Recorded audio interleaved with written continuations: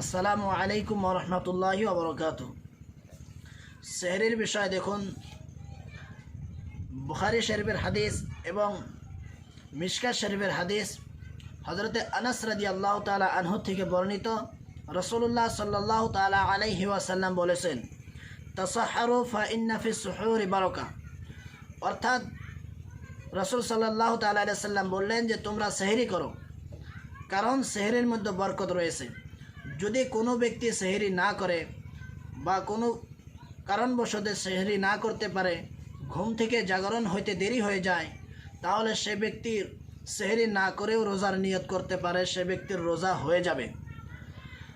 বাদাই ও সানাইর মধ্যে রয়েছে যে ওয়ায়াসুন্নু লিসাইমি সুহুর, অর্থাৎ রোজাদার ব্যক্তির জন্য সেহরি করা হচ্ছে সুন্নত। যদি সুন্নত আদায় না করতেও পারে তাহলে রোজা হয়ে যাবে, কিন্তু সেহরির বরকত থেকে বঞ্চিত থাকবে।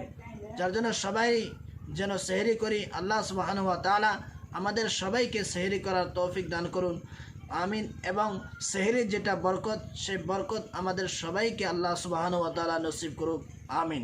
আসসালামু আলাইকুম ওয়া রাহমাতুল্লাহি ওয়া বারাকাতুহু।